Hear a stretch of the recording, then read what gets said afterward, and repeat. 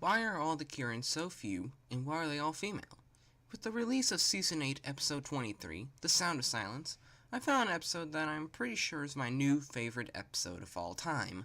The Kirin are really cool, the song was amazing, and this from a person who usually hates the songs. And Autumn Blaze, hilarious, doesn't matter.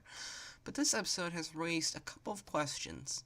Why are there only a few Kirin and not a giant village? And why are they all female? Well, I think I have come up with a couple theories that you will find at least interesting.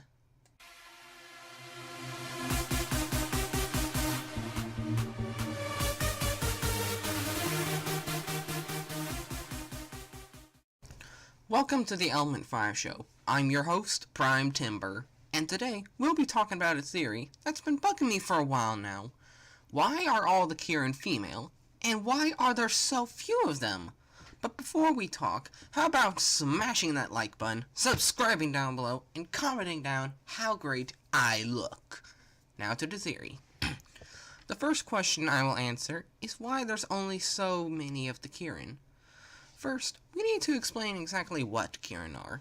I took this information from Wikipedia, and you can read it if you want, but here's a short version. The Quilin or Kirin generally have Chinese dragon-like features, most notably their heads, eyes with thick eyelashes, manes that always flow upwards, and beards.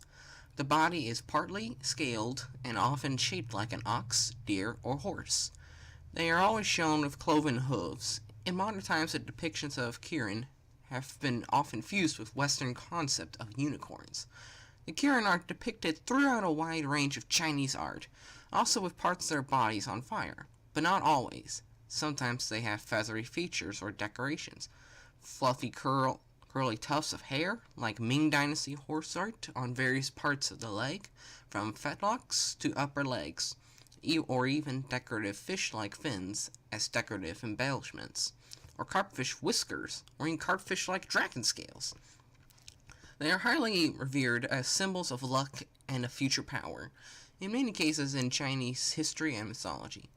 Kirin are thought to be a symbol of luck, good omens, protection, prosperity, success, longevity by the Chinese.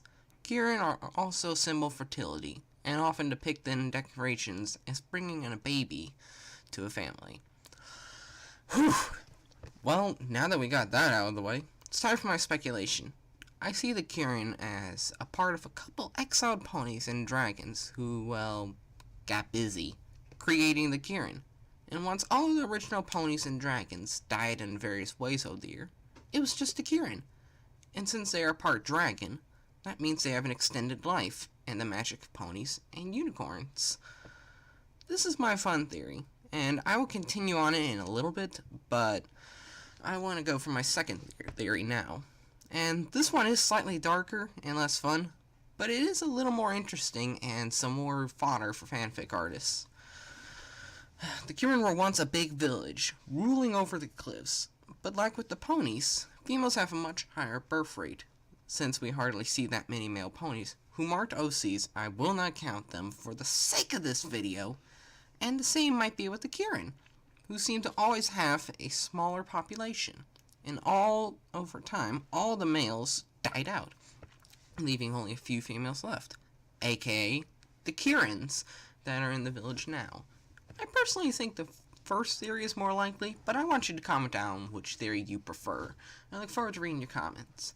The second part of the first theory, and one that I should elaborate a little more on, is why only the females are left. I partly answered this in the second theory, but this one goes for why there are only females. And technically it is the extension to the first theory I was talking about. So let's get down to the science, or the small paragraph I clipped out of a website. A male horse and a female donkey will give birth to a hinny, while a female horse and a male donkey will give birth to a mule. The same goes for tigers and lions, and a female tigress will give birth to a liger, while a male tiger and a female lioness mating will result in a tiglon. This may apply to the Kirin as well. As mentioned in the first theory, a group of ponies and dragons, well, busy. And let's say that all the ponies were female and all the dragons are male. Then that means that the offspring were all female. The same might be able to be said if the ponies were male and dragons were female, but unless we can look at the exact genetics of the Kirin, there's no way to know.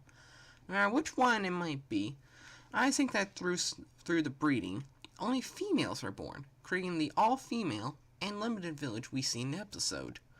And with their extended lives, it would make sense that they are in legend and still around.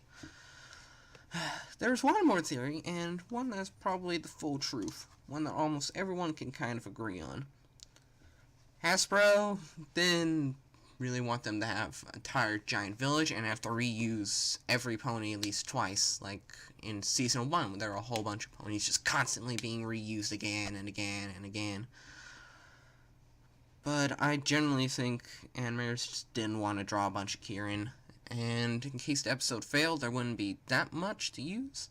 But if it went on good with the fandom, which it technically did, then they could expand upon it and do more with it.